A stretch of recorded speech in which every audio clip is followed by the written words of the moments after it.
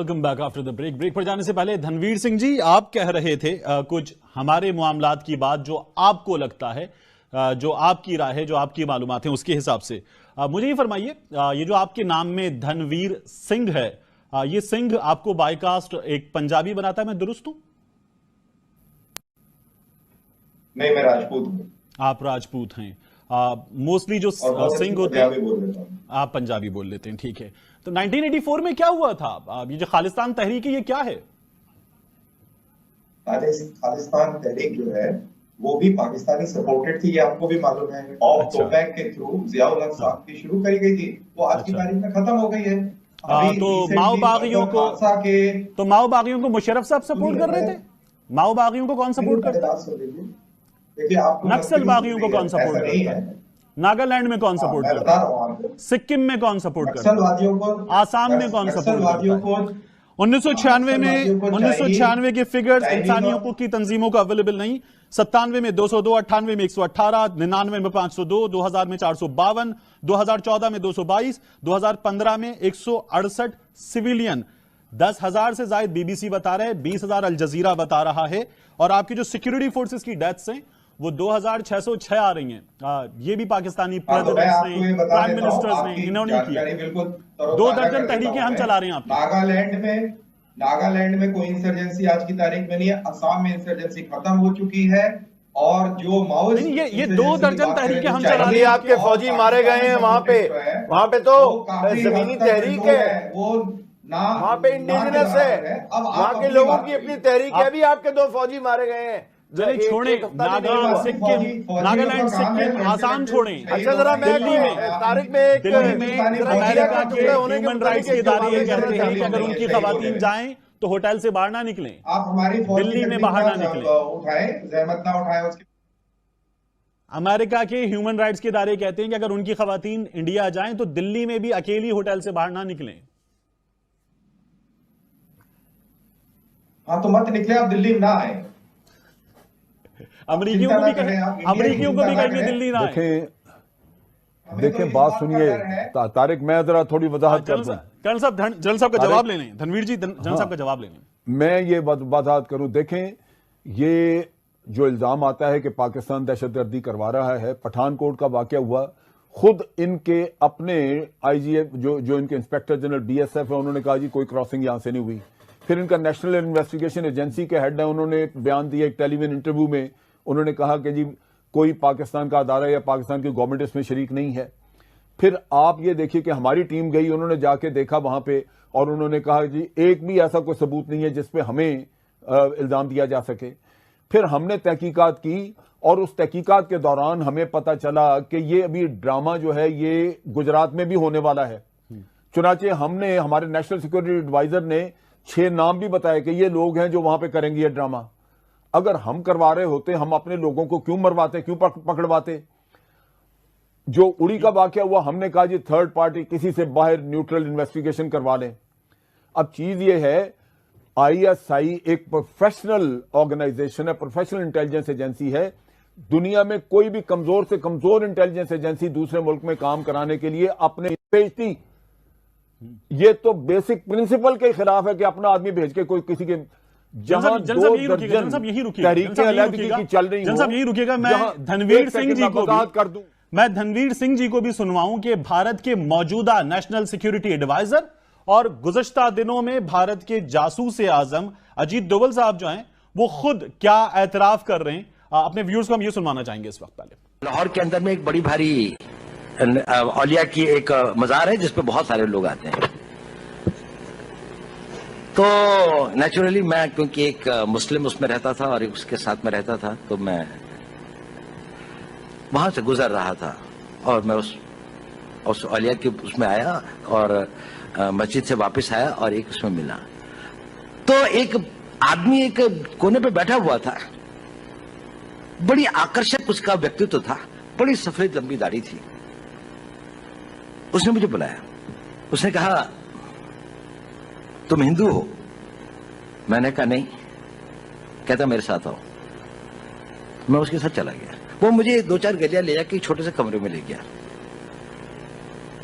उसने दरवाजा बंद कर दिया। उसने कहा देखो तुम हिंदू हो, मैंने कहा आप क्यों कहते हैं ये? कहने लगे, उसने कहा देखिए आपके कान छिदे हुए हैं। उसने कहा देखो पता है मैंने ये ऐसा क्यों कहा? मैंने कहा क्यों? उसने कहा क्योंकि मैं भी हिंदू हूं। ठीक है जनरल साहब, जो आप बात करते हैं ना कि कोई भी एजेंसी अपने लोग नहीं भेजती, अब ये इस वक्त भारत के नेशनल सिक्योरिटी एडवाइजर हैं, जो धनवीर साहब को आप जवाब दे रहे थे उस जवाब में हम ये भी ऐड कर लेते हैं, आप अपनी बात कंटिन्यू कीजिएगा। मैं वजाहत कर दूं कि आज आईएसआई के पास इंडिया की जो 2 दर्जन वहां पे तहरीकें चल रही हैं, उसमें अगर हम कोई फायदा उठाना चाहें तो इतना वहां पे एसेट्स मौजूद हैं कि मैं आपको बताऊं कि इनको समझ ना लगे कि हो क्या रहा है। लेकिन चूंकि एक रियासती पॉलिसी थी, हम खुद टेररिज्म के अपने मुकाबले में लगे हुए हैं, जो कि हिंदुस्तान करवा रहा है अफगानिस्तान की सॉइल से, जिसके सबूत बेशुमार कलभूषण की शक्ल और बेशुमार और मौजूद हैं। हमने ये काम किया नहीं। मैं दावे से कहता हूं कि आज भी अगर आईएसआई ये काम करना चाहे, हिंदुस्तान जैसा मुल्क जो बिल्कुल शीशे के घर में रहता है, जहां अलहदगी की तहरीकों की भरमार है, 2 दर्जन प्लस, जहां गुर्बत बहुत है, जहां आदमी खरीदना बड़ा आसान है, जहां भूखे नंगों की तादाद में इतनी वाफर है कि आपको कोई मसला नहीं है किसी आदमी को वहां पे उसको साथ मिलाने का, तो मैं आपको बिल्कुल, मैं इंटेलिजेंस में रह चुका हूं, मैं आपको लिख के देता हूं और वाज़ेह बताता हूं कि हिंदुस्तान वो दिन याद करे जिस दिन वाकई आईएसआई वहां पे काम करना शुरू कर दे और इनको समझ लग जाए।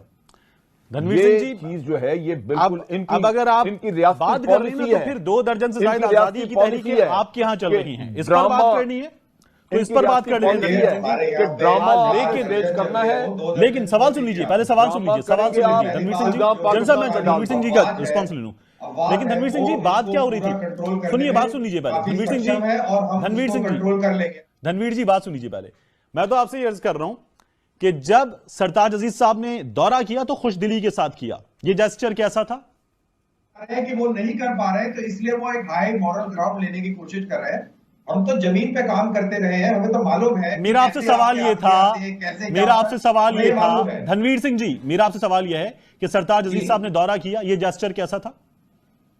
लेकिन एक मेरी बात सुनिए जो मैं कहना चाहता हूं। धनवीर सिंह जी, मेरा आपसे सवाल है, धनवीर सिंह जी, मेरा आपसे सवाल है कि सरताज अजीज साहब ने दौरा किया हार्ट ऑफ एशिया कॉन्फ्रेंस के लिए, ये कैसा जेस्चर था? पहले आपको ये पता, आपको मेरे को मेरी बात सुननी पड़ेगी। मैं एक हिंदू हूं और मैंने एक किताब पढ़ी अभी रिसेंटली, द फर्स्ट मुस्लिम। उसके अंदर मैंने ये ज्ञान मेरे को मिला कि मोहम्मद द प्रॉफिट का ये कहना था कि मुस्लिम वो कहलाएगा, मुसलमान वो होगा जो सच बात बोलेगा, जो सच्चा और ईमानदार आदमी अल्हम्दुलिल्लाह वही मुसलमान होगा। मुझे एक चीज का फख्र है कि धनवीर सिंह जी, आपके पास मिसाल देने के लिए मेरे नबी की मिसाल थी, अल्हम्दुलिल्लाह 12 रबीउल अव्वल हमने अभी गुजारी है और आप भी वहीं से मिसाल दे रहे हैं। अब मुझे बताइए, मेरा आपसे सवाल था कि सरताज अजीज साहब ने दौरा किया, कैसा जेस्चर था? सरताज अजीज साहब ने दौरा किया, वो उनके लिए बहुत खिसियाना जेस्चर रहा। उनको अफगानिस्तान ने बहुत लताड़ लगाई, हिंदुस्तान ने भी उनको काफी लताड़ा और सबने ये बोला, आप लोगों ने उनको मीडिया से बात करने नहीं दी, आप लोगों ने उनको मीडिया से बात करने नहीं दी, जैसा जेस्चर था। हमने पता नहीं कितने $मिलियन सवाल का जवाब दे दीजिए। आप सवाल से भागेंगे कोई कुछ हासिल नहीं होगा, सवाल से भागेंगे कुछ हासिल नहीं होगा, सवाल से भागेंगे कुछ हासिल नहीं होगा, सवाल से भागेंगे कुछ हासिल नहीं होगा। आपने उनको मीडिया से बात करने नहीं दी, कैसा जेस्चर था? आपने उनको मीडिया से बात करने नहीं दी, कैसा जेस्चर था? बिल्कुल वैसा ही जेस्चर था जैसा कि राजनाथ सिंह जब इस्लामाबाद में आए थे, जैसा आपने उनको जेस्चर दिया वैसा ही था, बल्कि और भी कड़ा जेस्चर दिखाना। आप लोगों ने, राजनाथ सिंह जी खुद चले गए, आप लोगों ने तरीके से बर्ताव करना चाहिए था जिस प्रकार से पाकिस्तानियों ने, आप लोगों ने, हमने उनको लाइव अपने पूरे टीवी पर अपनी पूरी कौम को दिखाया, पूरी दुनिया को दिखाया। आप लोगों ने सार्क कॉन्फ्रेंस तबाह कर दी, सार्क बायलैटरल नहीं था। 2013 में और धनवीर सिंह जी, आप सवाल से ना भागे ना। बांग्लादेश, हिंदुस्तान और अफगानिस्तान, हम तीनों ने ये स्टैंड लिया है। अरे हुजूर, हिम्मत थी, आते सबूत देते दुनिया को बताते, आते सबूत देते दुनिया को बताते, आते तो सही, हिम्मत होती तो आते। तब तक ये सारी चीजें बेईमानी है। और तारिक पीरजादा साहब, आपका जवाब। पाक के अंदर कोई भी तारिक पीरजादा साहब, आपका जवाब। डेवलपमेंट का काम हो, पाकिस्तान हमेशा उसमें मेरा कर्नल साहब 1 मिनट जरा मुझे मौका दें, 1 सेकंड। देखें तारिक, बात यह है कि असल में कमर जावेद बाजवा नए चीफ ऑफ स्टाफ हो, नवाज शरीफ हो, पाकिस्तान के अवाम हो या दानिश्वर हो, ये वक्त आ गया है कि भारत के 10 की बजाय 50 टुकड़े करने पर काम शुरू कर दें, क्योंकि भारत ने आपके 10 टुकड़े करने के लिए काम शुरू किया हुआ है। अगर आप इसी तरह मोहब्बत की पीगे बढ़ाने की बातें करते रहे, ये जो कर्नल साहब के मुंह से नफरत निकल रही है, ये उनकी सच्ची सोच की अक्कासी है। ये पाकिस्तान के दुश्मनों का एक डेरा है जो दिल्ली में लगा हुआ है। आप मोदी को दुश्मन समझिए। मोदी ने 2000 मुसलमानों का कत्लेआम किया था, अमेरिका ने उस पर पाबंदियां उस दहशतगर्द पर लगाई थी। तो आप याद रखें कि आसाम से लेकर कश्मीर तक आपने भारत का तो खात्मा करना ही करना है, और कश्मीर की तहरीक आजादी, वो तो तहरीक आजादी हिंदो पाक का हिस्सा है, उसको तो मुकम्मल करना आपका शरन फर्ज है। अगर आप नहीं कर रहे हैं, ठीक है, तारिक पीरजादा साहब।